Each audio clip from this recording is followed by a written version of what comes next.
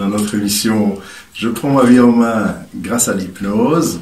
J'ai le plaisir d'accueillir aujourd'hui Noémie Cléver de l'Institut France Hypnose Formation. Noémie, bonjour. Bonjour Shlomi. Et également Lucie qui va être notre invitée aussi parce que cette émission a pour but et pour sujet la douleur, le traitement de la douleur, la gestion de la douleur chronique entre autres, grâce à l'hypnose, avec une session, une séance live sur la douleur avec Lucie. Donc Lucie, merci beaucoup d'être avec nous aujourd'hui. Merci à vous, bonjour. Et de te prêter à cette expérience en live avec nous. C'est avec plaisir. Voilà, Noémie, je vais te donner la parole pour commencer directement à rentrer dans le vif du sujet de la douleur, et puis on va, comme à notre habitude, interagir, rebondir sur ce sujet qui est très important parce qu'il affecte tout le monde. Jeunes, petits, grands, personnes âgées, vraiment tout le monde est affecté par ce problème de douleur. Effectivement, déjà je voudrais te remercier d'être une fois de plus là parmi vous. C'est un réel plaisir d'être là. Alors effectivement, on va parler aujourd'hui du contrôle de la douleur chronique et je t'ai proposé il y a quelques instants de diviser ça en deux. Commencer par expliquer ce qu'est la douleur, ce qu'est la douleur chronique, parce que la douleur chronique c'est une spécificité importante. Dire quels sont les problèmes de la douleur chronique et envisager les stratégies thérapeutiques, voir qu'est-ce que l'on peut proposer et peut-être justement envisager de faire vivre à Lucie qui est là, qui nous a fait le plaisir d'être là aujourd'hui, lui permettre de vivre cela, non pas vraiment sous hypnose parce qu'il n'y aurait pas grand intérêt à mettre Lucie là vraiment dans un état modifié de conscience, il n'y aurait rien d'intéressant pour les auditeurs, mais peut-être plus comment utiliser ces stratégies pour soi, peut-être en auto-hypnose, c'est-à-dire que les personnes qui nous écoutent ayant des douleurs pourraient peut-être utiliser les stratégies que je vais proposer à Lucie, et puis pour les hypnopraticiens ou hypnothérapeutes, envisager ces stratégies-là comme des outils supplémentaires à mettre dans leur propre séance d'hypnose. Voilà comment j'ai envisagé l'heure que nous allons passer ensemble. Très bien, alors on va se prêter à cette expérience intéressante. Peut-être donc définir un peu la douleur, comment elle vient, quels sont les mécanismes de transmission lorsque l'on se cogne ou qu'on se brûle ou que l'on a des douleurs chroniques comme des rhumatismes ou des migraines, en l'occurrence c'est le cas de Lucie, des migraines violentes. Oui, j'ai appris il y a quelques instants effectivement que Lucie souffre de migraines et on va travailler sur ça, mais avant de se focaliser sur la problématique de Lucie, peut-être effectivement définir qu'est-ce qu'une douleur. Une douleur c'est un signal d'alarme de l'organisme pour signifier une remise en cause dans son intégrité physique. Donc on entend bien que la douleur c'est un signal d'alarme. On sait que 30 à 50% des gens souffrant de douleurs chroniques ont un terrain dépressif. C'est pas anodin. Ça veut dire qu'il y a quelque part derrière la problématique de contrôle. Il y a un excès de contrôle chez ces gens-là. 30 à 50%, ça veut dire que ce ne sont pas tous. Évidemment, je vois Lucie qui commence à me regarder avec un air inquiet. Non, je ne suis pas dépressive. Oui, effectivement, c'est un terrain. C'est seulement un terrain. Ce terrain-là est important à envisager. Et puis chronique, on l'entend. Chronique vient du dieu grec Chronos, le dieu du temps. Donc c'est une douleur qui a au moins 3 mois d'existence. Alors bien évidemment, en général, les douleurs chroniques disent ah non, c'est pas 3 mois, moi ça fait 10 ans que je souffre. Donc voilà pour la définition. La douleur c'est un signal, ça devrait rester un signal. Le problème étant que quand quelqu'un souffre, c'est plus un signal, c'est justement c'est un dérivatif. Le corps envoie tout le temps l'alarme, le signal d'alarme tout le temps. C'est plus une douleur. C'est ça. Et juste la question concernant cet état dépressif, est-ce qu'il est dû à la douleur qui est chronique dans le temps, qui est tout le temps constante et qui met la personne en état dépressif, ou bien c'est d'abord la personne qui est en état dépressif qui va générer une sorte de douleur qui est avant? C'est l'histoire de la poule oui, et de l'œuf. Alors, je crois que ce qui se passe, c'est que la personne a eu mal, par exemple, si je prends l'exemple d'une personne qui souffre de douleur à l'épaule, elle va te dire j'ai eu un accident il y a 10 ans, un accident de snowboard par exemple. Elle a eu cet accident et évidemment le lendemain elle a eu mal, normal. Il y a un accident, ouais. 2 jours après elle a mal, 3 jours elle a mal, 4e jour après elle a mal, 5e jour après elle a mal. Et au bout d'un moment, eh bien, elle a tellement toujours mal qu'elle en a quelque part ras-le-bol de se faire surprendre par sa douleur et elle va chercher à anticiper la douleur. Elle ne voudra plus subir sa douleur, mais elle cherchera plutôt au contraire à l'anticiper pour ne pas se laisser surprendre. Mais l'anticipation de la douleur, quelque part, la plonge dans un excès de contrôle. L'anticipation est égale à contrôle, contrôle est égal à anticipation. Et cette anticipation de la douleur, finalement... crée une sous-douleur sous-jacente. Créer une programmation. Les gens se disent, j'ai mal aujourd'hui, j'aurai mal demain, j'aurai mal la semaine prochaine, et ne laissent pas la place à la guérison. Et la guérison, on le verra probablement après, la guérison, c'est le lâcher-prise. Bien que j'ai horreur de ce terme lâche-prise, parce que lâche-prise, c'est une injonction paradoxale, comme tu le sais très justement. Donc, je crois que tout part d'une douleur que la personne ressent et que c'est cette douleur continuelle qui plonge le patient dans un excès de contrôle. Il a peur, il est plein de revendications, plein de haine vis-à-vis de cette partie de lui qui le fait souffrir.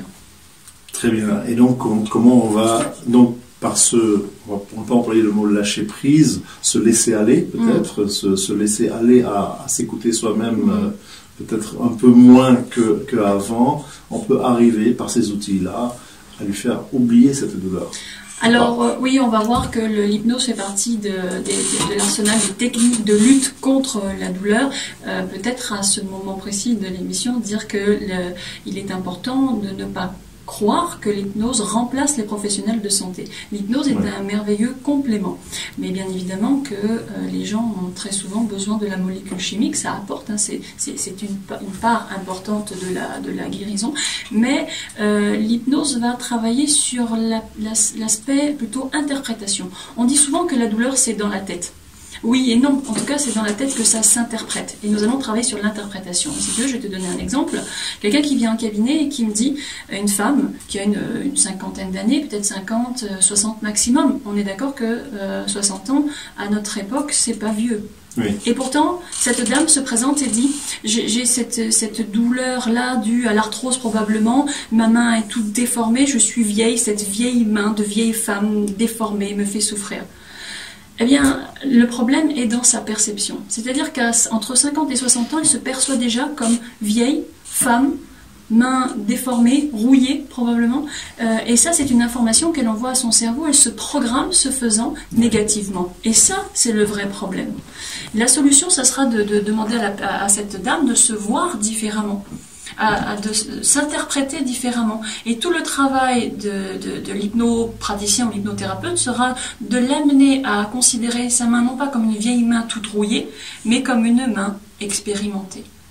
Et ce faisant, elle a une autre pensée vis-à-vis de sa main, et cette autre pensée, cette autre perception qu'elle va avoir vis-à-vis de sa main, peut-être permettra à l'arthrose de diminuer un peu. Mais on ne dira jamais grâce à l'hypnose, pardon, ton arthrose disparaît. Oui, je comprends ça très bien, mais il y a aussi dans l'aspect de l'hypnose une sécrétion du cerveau des endorphines pour pouvoir calmer la douleur elle-même, parce que l'esprit, le mental va sécréter ces endorphines, ces hormones donc, qui vont donc calmer physiquement la douleur. Endorphines et encéphaline, effectivement. Voilà. Lorsque l'on met quelqu'un dans un état modifié de conscience, il produit naturellement, c'est ce laboratoire chimique que l'on a à l'intérieur, hein. Donc on produit endorphines, encéphaline et autres qui permettent d'inhiber la substance P, qui est la substance qui est produite naturellement lorsque l'on a une douleur. Donc il y a une inhibition, ce qui permet, le simple fait d'être dans un état modifié de conscience, permet de ne plus ressentir momentanément la douleur. Oui, mais ce serait un leurre de penser que quelqu'un a une douleur, on le met sous hypnose et puis il n'a plus mal. Parce qu'en fin de compte, au niveau de la perception, ça sera toujours la même. L'hypnothérapeute, lui, va mettre la personne dans l'état modifié de conscience, ce qui lui permet temporairement de se sentir mieux, mais il va surtout travailler sur la perception de la douleur, parce que c'est vraiment ça. L'hypnose s'attaque véritablement à la perception, c'est-à-dire à l'interprétation. Comment est-ce que j'interprète mon ressenti douloureux? C'est ça, donc ça va agir sur le psychique aussi, sur le psychique, le mental, comment il va voir ça et comment il va se reconsidérer après. Exactement. Okay. Ça, c'est le premier problème, c'est le contrôle, c'est l'excès de contrôle. Et le deuxième problème, c'est le clivage. C'est-à-dire que la personne, le douloureux chronique, va, à un moment donné, ne plus respecter cette partie en souffrance. notamment pour cet exemple que j'ai donné à cette personne qui a mal à l'épaule, elle va dire, et pardonnez-moi le terme, je fais exprès de le dire, cette saloperie d'épaule. Ouais. Voilà. Pourquoi? Parce que elle a son corps qui est sain et une partie d'elle qui est en souffrance, et cette partie d'elle qui est en souffrance là ne lui appartient plus. Parce qu'elle est pleine de haine et de revendications, cette partie par rapport au propriétaire. Donc propriétaire et cette partie en souffrance là ne sont plus en accord, ne sont plus en phase. Et évidemment, on peut comprendre assez aisément que la solution se trouve dans le faire la paix avec cette partie en souffrance. Et peut-être avec soi-même, si on reprend à l'origine la source de la déprime qui est entraînée par cet état chronique de douleur constante. Faire la paix avec soi-même finalement. Exactement, faire la paix avec cette partie en souffrance, quelque part, pourrait permettre de faire la paix avec tout son être, effectivement. Et puis, je crois aussi que l'un des mots importants, c'est l'acceptation.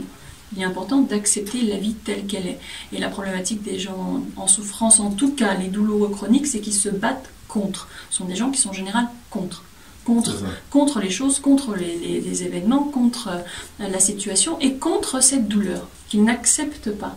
Or, que ce soit un simple, entre guillemets, hein, sans vouloir...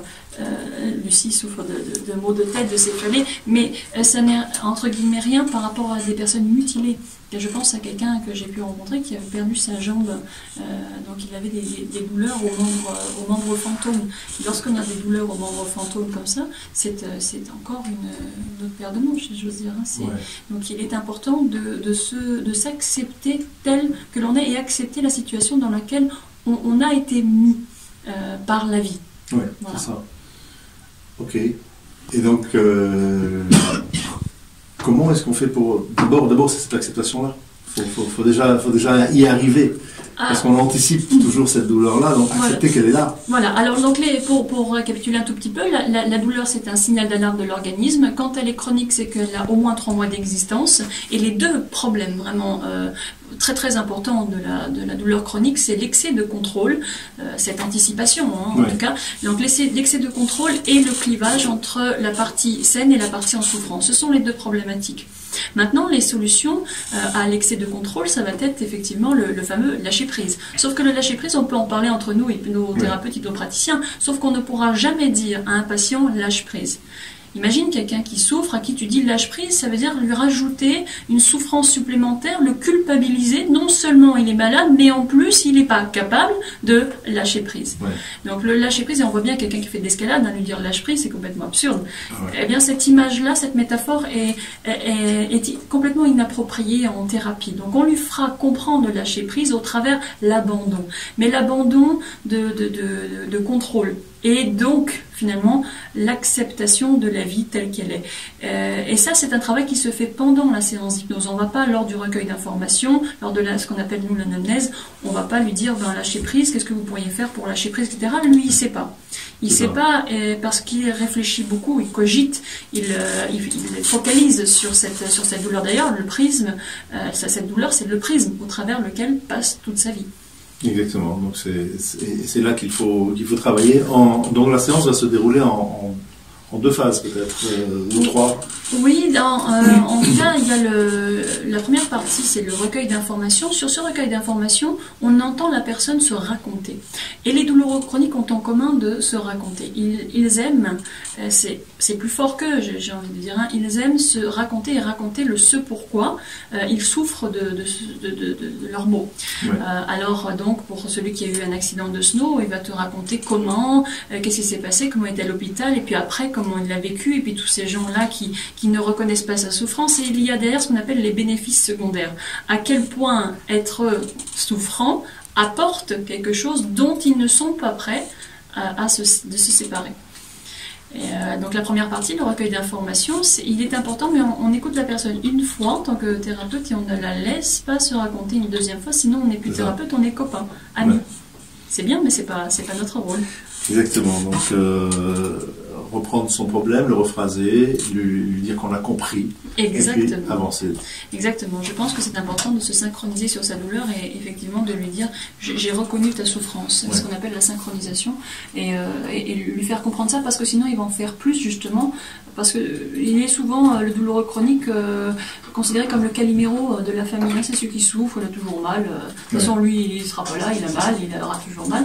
Donc, bon, il est important en tant qu'hypnopraticien, hypnothérapeute, de vraiment lui faire comprendre qu'on l'a véritablement compris. Et si en plus de ça, s'il est un peu violent lors du recueil d'informations, ouais, j'ai mal, cette saloperie de douleur, il faut lui dire, oui, je comprends que vous avez mal, cette saloperie de douleur, on reprend le mot, même si ce mot ne fait pas partie de notre vocabulaire, parce que c'est le moyen pour lui faire comprendre qu'on l'a compris.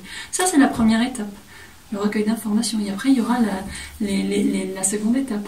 Très bien, alors peut-être on va justement faire une pause musicale pour passer à cette seconde étape de la thérapie elle-même, de la phase de travail de cette séance d'hypnose. Mais avec grand plaisir. Voilà, merci beaucoup. Merci à toi.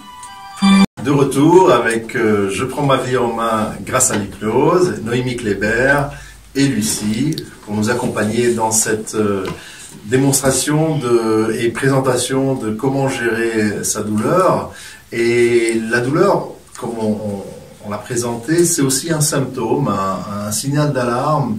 Et ce symptôme-là, qui est aussi, qu'on peut adapter à toutes sortes de problèmes qu'une personne peut avoir, que ce soit le poids ou une addiction au tabac ou autre chose, c'est un symptôme de quelque chose qu'il faut gérer en amont, en fait, au départ, peut-être bien avant.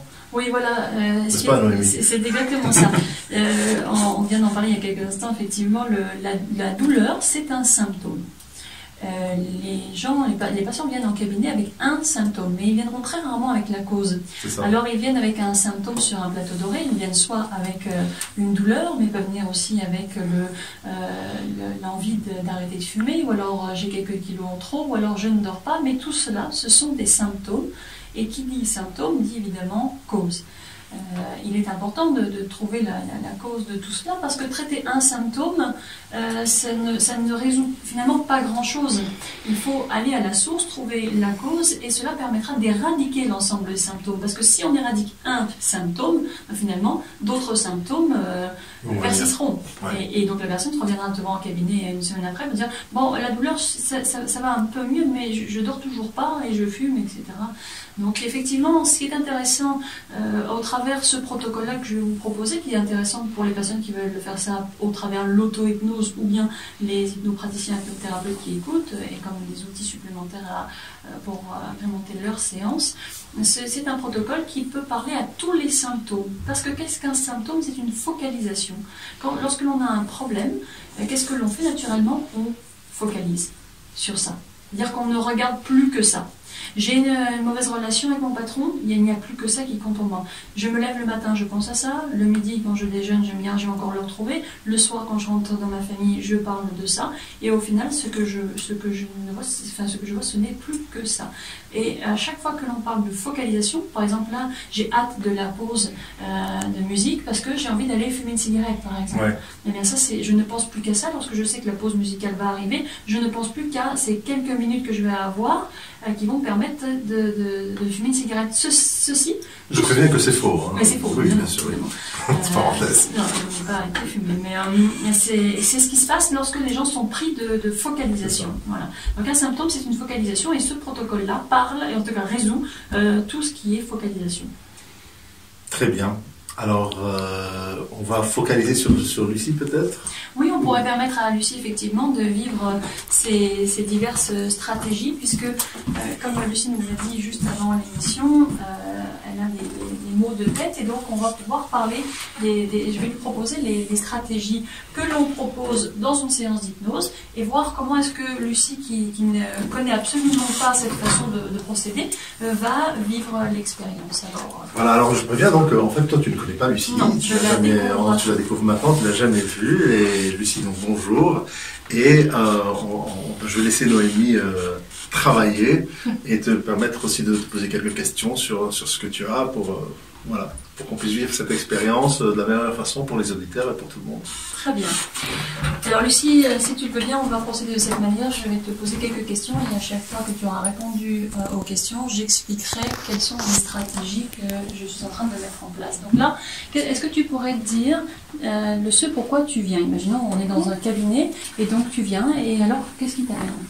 Eh ben, je viens parce que j'ai régulièrement des maux de tête, mais c'est pas seulement des maux de tête, ça se transforme en migraine et c'est très insupportable, ça m'empêche de faire quoi que ce soit puisque une fois que la migraine est déclenchée, à part aller me mettre dans le noir, il n'y a rien à faire d'autre. D'accord. D'accord, très bien. Alors, Lucie, évidemment, là, on passe le côté, est-ce que tu as déjà été voir un professionnel de santé, etc. C'est pas le propos de cette émission, mais c'est vraiment une des choses fondamentales que les hypnothérapeutes et hypnopraticiens devront poser comme question. Hein. Donc, en plus, je vois que tu me dis oui, que tu as déjà été voir. Voilà. Et ce qui est intéressant aussi à ce moment-là, précis, c'est qu'en général, les gens qui, comme toi, consultent un hypnothérapeute viennent voir l'hypnothérapeute en bout de course. Ils ont déjà été voir des professionnels de santé, spécialistes, et très souvent les gens disent bah, il n'y a rien, on a fait un scanner, un IRM ou autre, et il n'y a rien de visible. Et à ce moment-là, certains professionnels de santé, mais ne pensant pas mal faire, évidemment, font comprendre que bah, c'est dans la tête, hein, mademoiselle. Voilà. Et on repart avec le sentiment d'être un petit peu à côté de ses baskets, quoi, de pas, ou d'être un peu chochotte, ou de pas être très robuste, etc. Est-ce que cette sensation, tu la valides? Oui, complètement. D'accord. Mais je dis que c'est psychosomatique en fait. Quelque part, il faut comprendre que c'est psychosomatique, tout à fait. Alors donc, tu me dis que tu as des maux de tête, est-ce que tu pourrais décrire cela? Ah bah alors en fait la douleur ou le moment où les moments ça arrive. La douleur ça part de mon œil. J'ai l'impression que j'ai quelque chose qui me tire jusque derrière la tête et après bah ça vient me prendre toute la tête et j'ai qu'une envie, c'est de fermer les yeux quoi. D'accord. J'ai pas de sensation de barre comme certains ont. C'est vraiment une espèce de j'ai l'impression que ça me tire dans l'œil quoi. D'accord. Voilà. Alors là, pareil, ce qui est intéressant, on voit bien que Lucie a une image en tête de son symptôme, mais ça reste très nouménal. Quand je dis nouménal, ça veut dire quoi? Ça reste du domaine de l'idée, c'est-à-dire c'est pas palpable. Il n'y a pas un objet au monde qui correspond à ce que tu viens de décrire là. Donc là, la première des stratégies pour le thérapeute, ou bien pour toi en auto-hypnose, quand ça t'arrive, si ça t'arrive demain, après-demain, c'est de dessiner cela. D'accord. Alors on va pas le faire là parce que ça prendrait du temps et rien ne se passerait en termes d'ondes radio. Donc effectivement je vais pas te proposer de le dessiner, mais c'est la première des stratégies, c'est-à-dire de se l'approprier, de rendre cette chose qui est très nouménale, c'est-à-dire de l'ordre de l'idée, c'est pas de le rendre palpable. Et on le fait par le biais du dessin. Est-ce que tu peux imaginer ce que ça pourrait donner en termes de dessin? Tu peux imaginer ce que ça pourrait faire, ce que tu viens de me décrire là. Du coup, j'imaginerais une tête de profil avec une espèce de zone rouge ou de trait rouge qui partirait de l'œil et qui rentrerait dans le cerveau. D'accord, voilà, eh bien c'est impeccable. Eh bien, avec cela, je vais te proposer de faire venir le soulagement. Sur ce même dessin, de prendre des couleurs différentes, nous avons parlé du rouge. Quelles seraient les couleurs que tu prendrais et qu'est-ce que tu ferais avec ces couleurs-là pour faire venir le soulagement dans ce dessin? Bah, du coup, comme ça, je dirais que je mettrais du bleu et du vert. D'accord, je te coupe la parole. Pourquoi du bleu et du vert? C'est intéressant. Parce que j'aime bien ces couleurs. Ça parle de ta robe? Oui, bah voilà. Je suis l'une des seules à le percevoir. Évidemment, la couleur ne rentre pas dans les ondes, mais donc le bleu est important pour toi. Tu as l'air de dire que c'est une couleur que tu affectionnes. Tout à fait. Et donc, il pourrait symboliser le soulagement. Tout à fait. Et comment le ferais-tu venir dans ce dessin, le bleu? Bah, je le ferais venir enroulé presque comme un tourbillon autour du trait rouge pour une espèce, une impression d'absorber, en tout cas d'absorber la douleur et le trait. D'accord. Voilà. D'accord. Et ça te paraît cohérent? Cohérent, oui. Par rapport au dessin.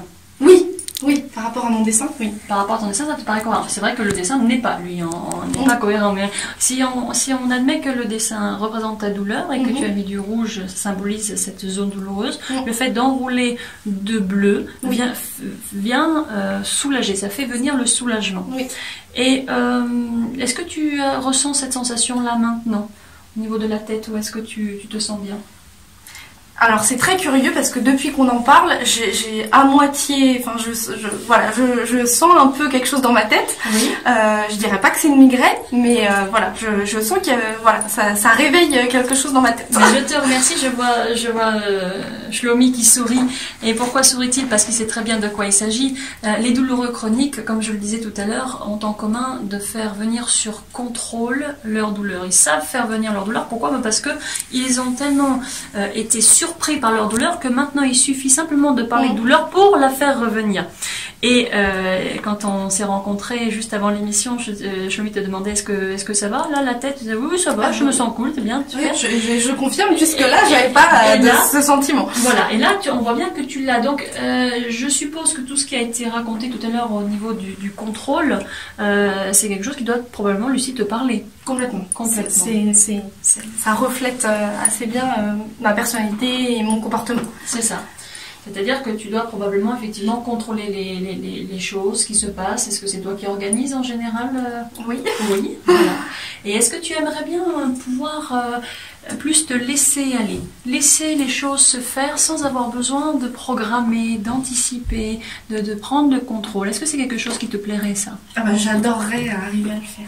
Voilà, c'est ça. Donc on voit bien chez Lucie comme chez beaucoup d'autres personnes qu'il y a derrière tout ça un désir de lâcher prise. Et que cette absence de lâcher prise finalement provoque un malaise quelque part. Là, ça s'est cristallisé au niveau de la tête et donc tu souffres de maux de tête, de céphalée, des choses comme ça. Hein. Tu me dis ça vient aussi au niveau de la nuque. D'accord. Donc... si tu pouvais symboliser maintenant cette douleur-là, non plus au travers le dessin, mais au travers un matériau, par exemple un coup de poignard, des aiguilles, ou alors un étau qui serre, ou une barre, ou quelque chose d'incandescent, ce serait quoi pour toi? Je dirais un marteau. Un marteau? Ouais. D'accord. Ouais.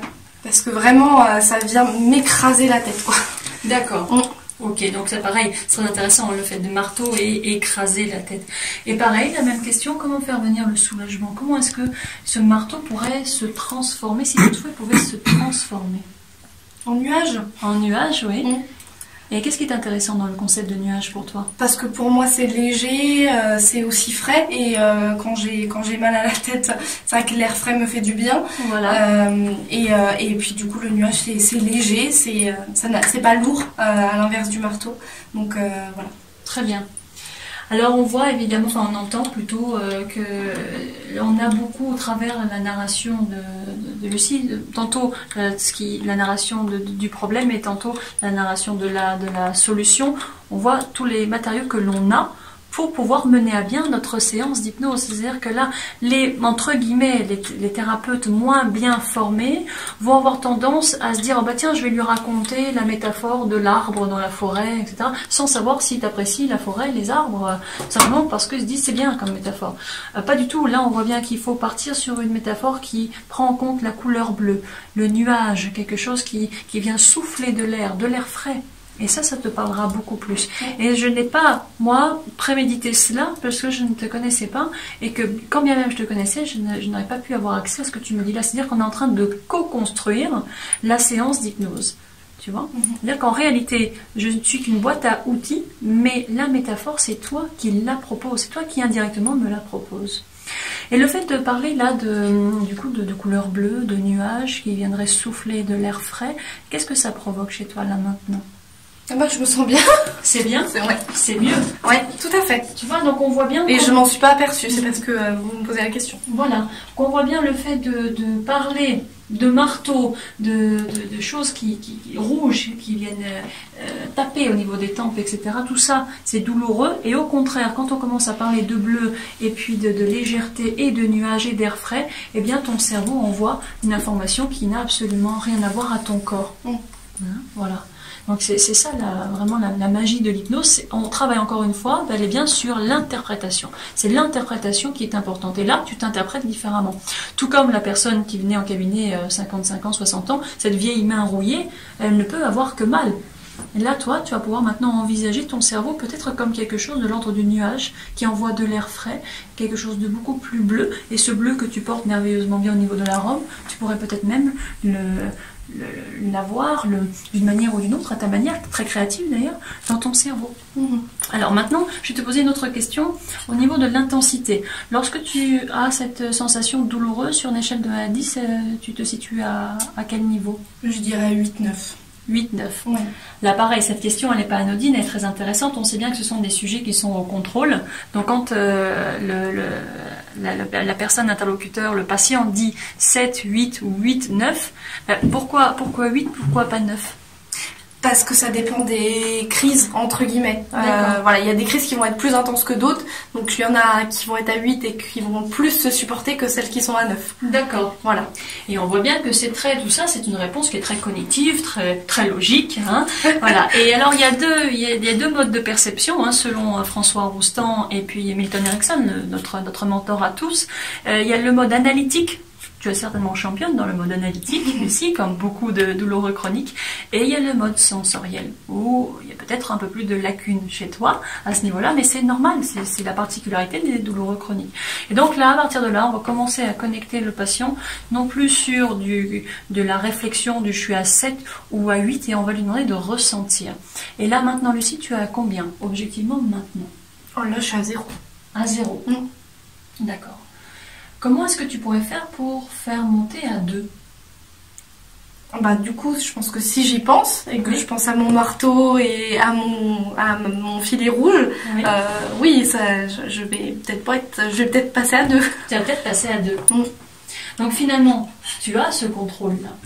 Tu l'as, mais là, cette fois-ci, c'est un contrôle thérapeutique que tu as sur ta douleur. C'est-à-dire tu n'es pas au contrôle de ta vie en fonction de la douleur, c'est que tu es en train d'utiliser des stratégies thérapeutiques pour pouvoir soit augmenter ta douleur, c'est absurde, c'est ce que je suis en train de te demander, tout simplement pour te faire comprendre que tu es en mesure de grimper ta douleur, c'est-à-dire tu ressens maintenant 0 et tu me dis je pense au marteau, je monte à 2.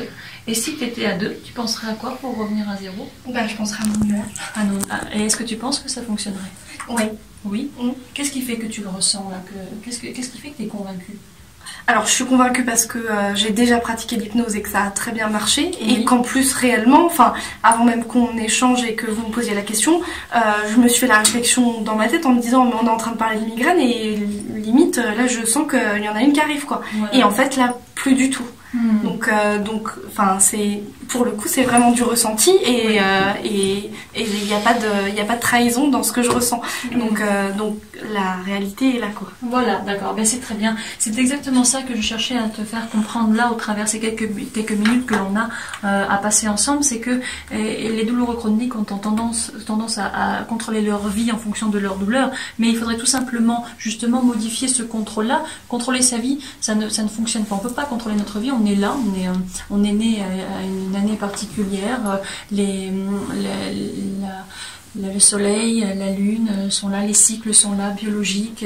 Après la pluie, le beau temps, comme on dit, ça c'est la vie et on peut rien faire. On peut pas lutter contre la vie. Donc il y a des contrôles que l'on exerce sur la vie qui sont délétères complètement. Par contre, les douloureux chroniques aiment bien conserver un petit peu de contrôle. Et bien ce contrôle-là, il va se réorienter sur cette capacité à pouvoir faire diminuer justement la douleur. Et là, c'est ce que tu es en train de comprendre. Et à partir de maintenant, à chaque fois que tu ressentiras une sensation douloureuse, il te suffira tout simplement de peut-être fermer les paupières et de voir ce nuage probablement en bleu arriver, envoyer de l'air frais, ce qui te permet avec ce bleu sur le côté au niveau des tempes là, de faire diminuer la sensation douloureuse. Et là, tu conserves ce que tu aimes probablement et que tu as en commun avec les douloureux chroniques, c'est cette envie de contrôler les choses, mais cette fois-ci à bon escient. Et pour ça, bravo.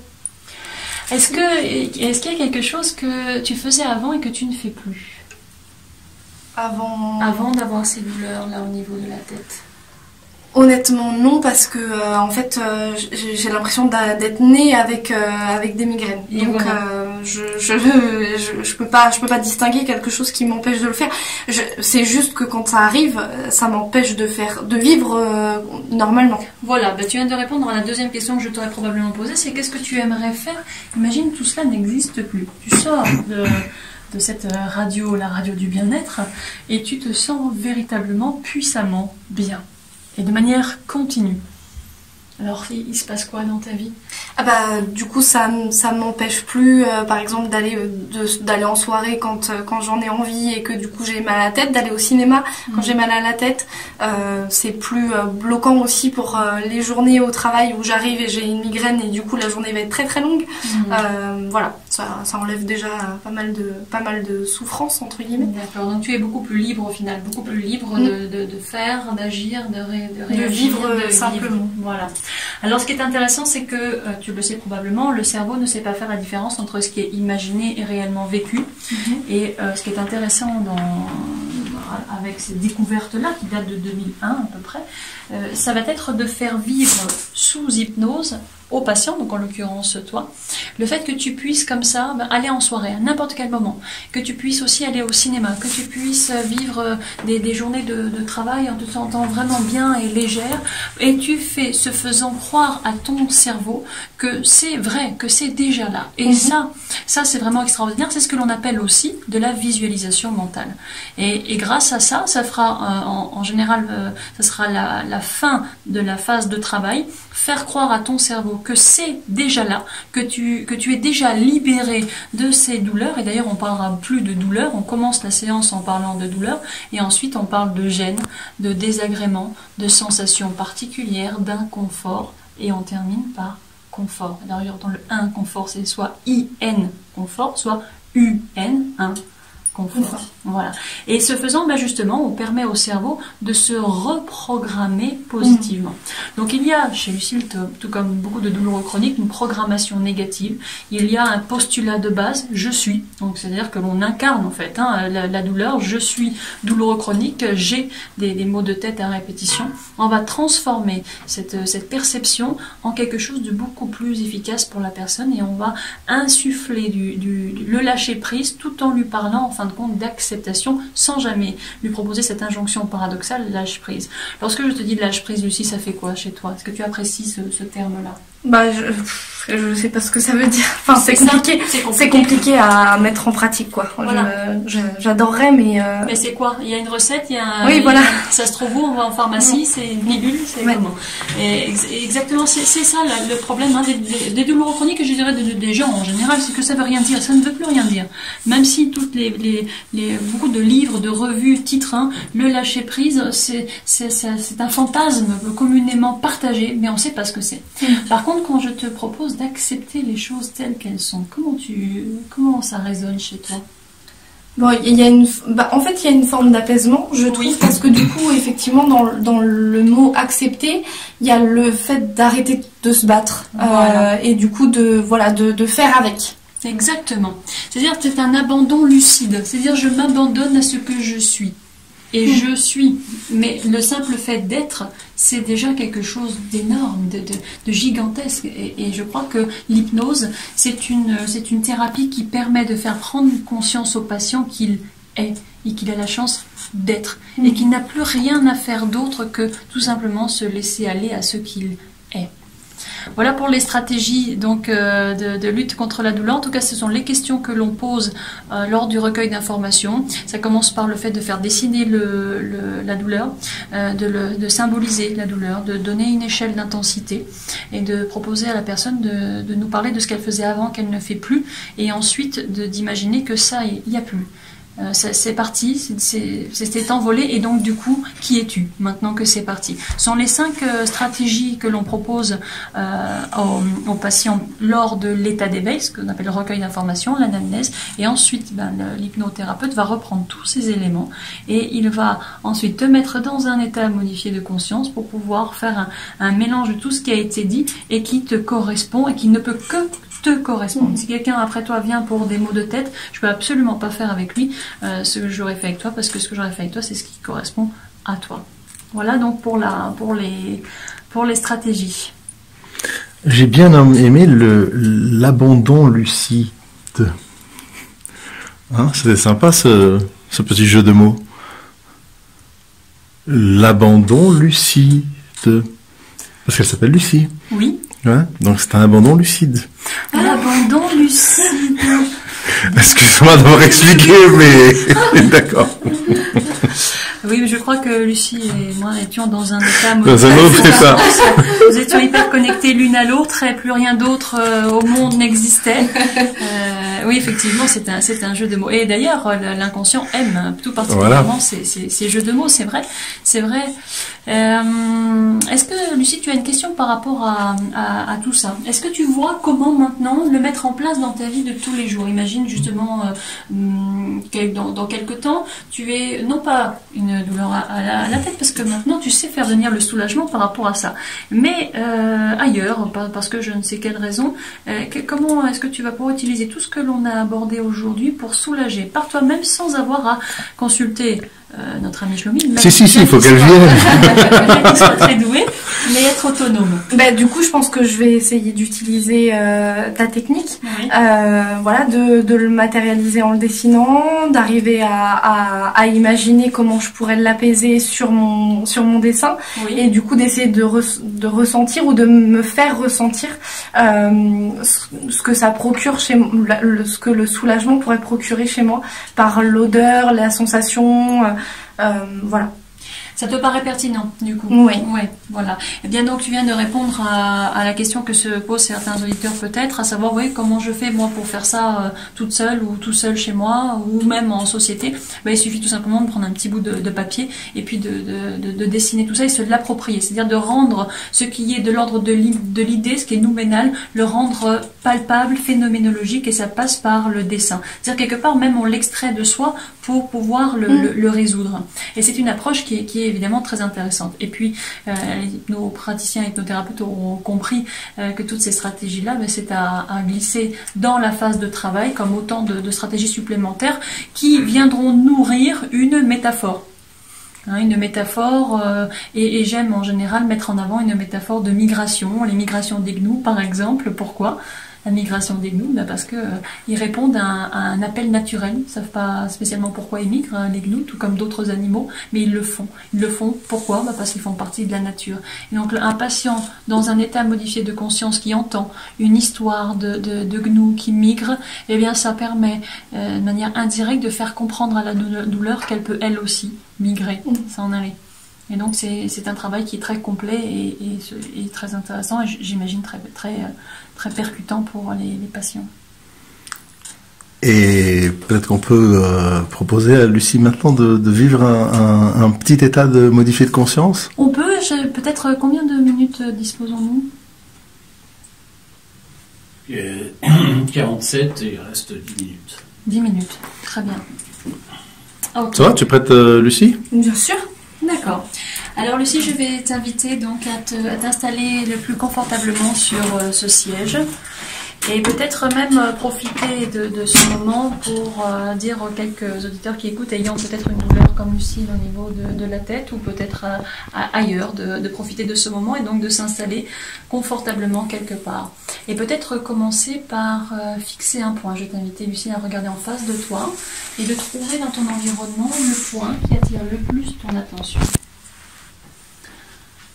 Et peut-être lorsque tu auras trouvé le point qui attire le plus ton attention, t'inviter à ne pas cligner les paupières, tout simplement pour laisser une certaine fatigue s'installer au niveau de tes paupières. Peut-être même également une sécheresse au niveau des yeux, les yeux qui s'assèchent et les paupières qui sont de plus en plus lourdes. Essayez de ne pas cligner et réaliser que l'on n'a plus qu'une seule envie, c'est de fermer les paupières. Et alors Lucie, trouver le bon moment, peut-être même t'autoriser à fermer les paupières quand tu sentiras que c'est exactement comme ça, le bon moment. Maintenant que tes paupières sont fermées, peut-être prendre le temps de te connecter à ta respiration. Et je peux percevoir que tu inspires et expires tranquillement. Tu peux peut-être inspirer et expirer, voilà, comme ça, tranquillement. Prendre conscience de cette salle dans laquelle nous nous trouvons. Et peut-être même, alors que tes paupières sont fermées au travers des yeux de ton imagination, te souvenir des diverses sollicitations dans cette salle. Probablement la couleur rouge derrière toi qui indique l'heure. Et cette couleur rouge qui est assez familière à l'intérieur, qui représente peut-être un endroit, qui se localise quelque part. Mais pour l'instant, simplement se connecter à la respiration calme et tranquille.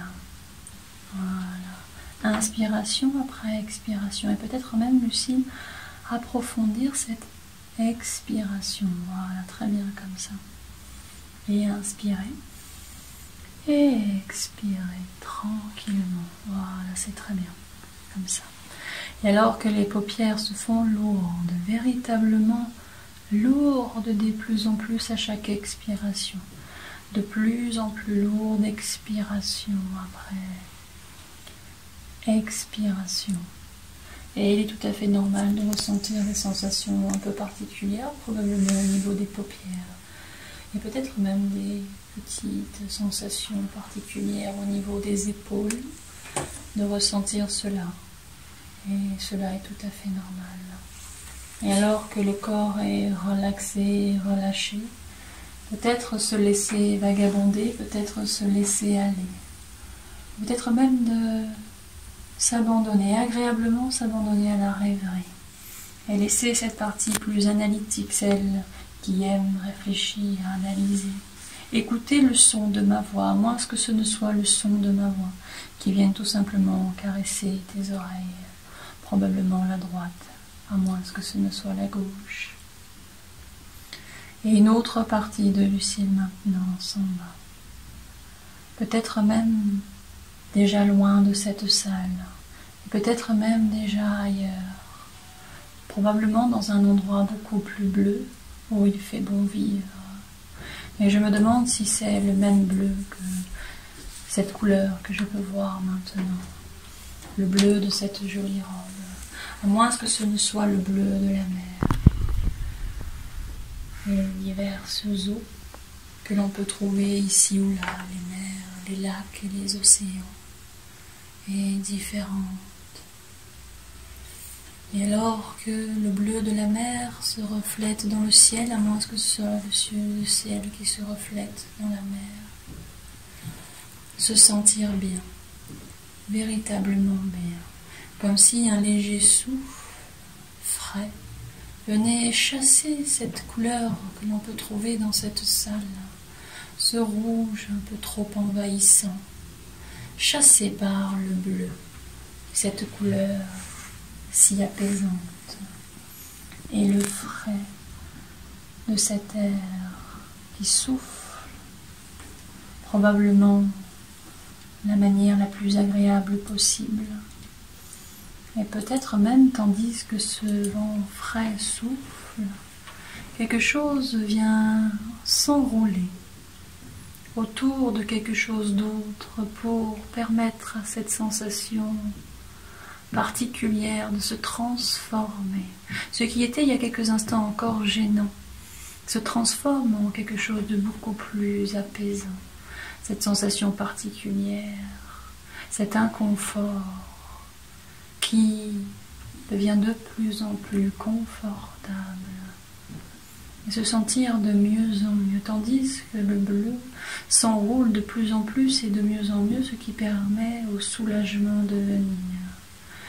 Et alors que l'on peut entendre taper au loin, de plus en plus loin, et de moins en moins audible, un peu comme le son de ma voix qui devient une toile de fond, rien d'autre qu'une toile de fond.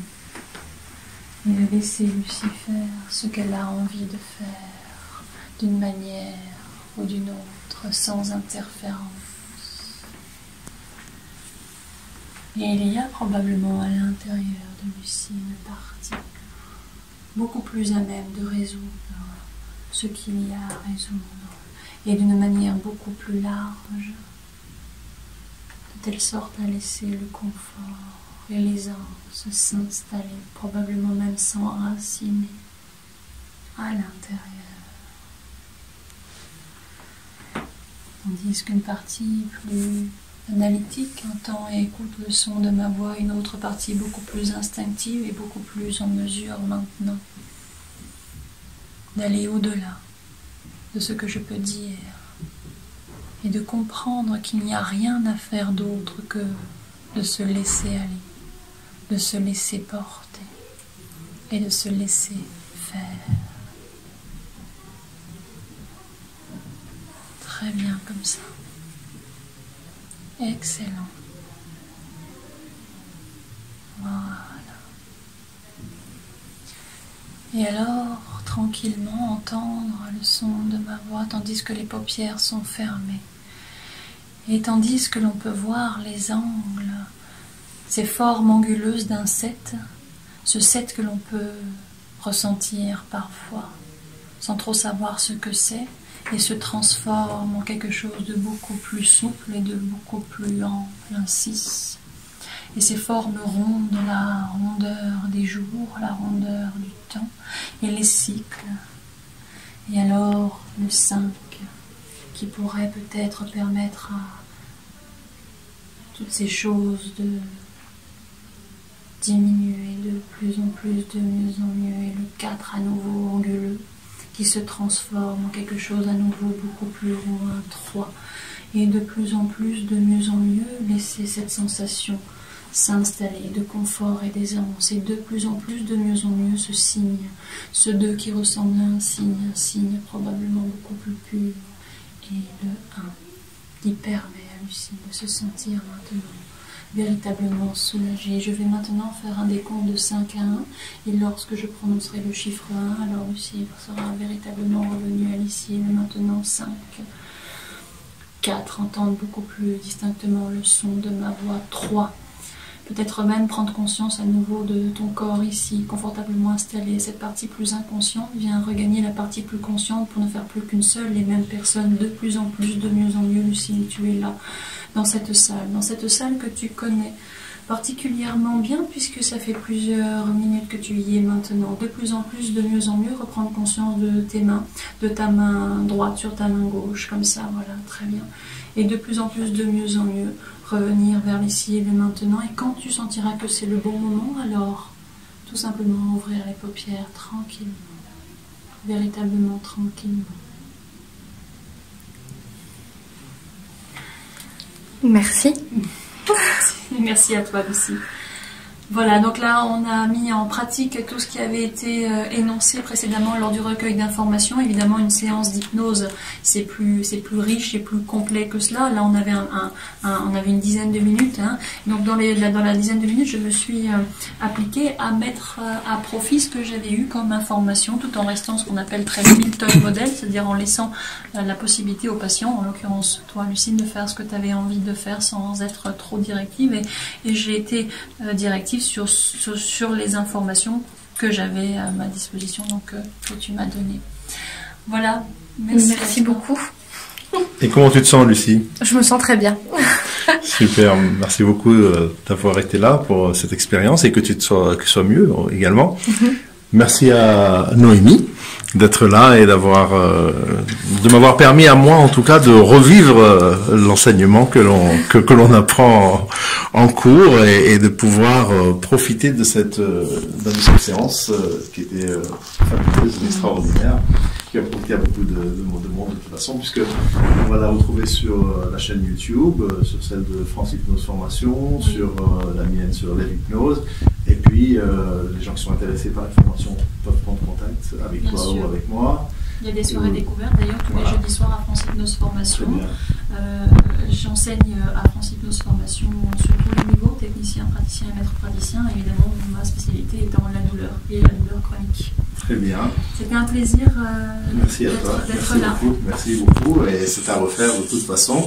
Et puis, voilà, je rappelle aux auditeurs que notre émission a lieu tous les 2e et 4e mercredis de chaque mois, avec différents professionnels et spécialistes en hypnose et dans d'autres domaines, qu'ils peuvent me contacter sur Doctolib ou bien sur mon site web lèvehypnose.xyz. Merci à Philippe à la technique d'avoir été là aussi, à Lucie et à nouveau à Noémie Kléber. À très bientôt. Merci beaucoup. À bientôt. Au revoir.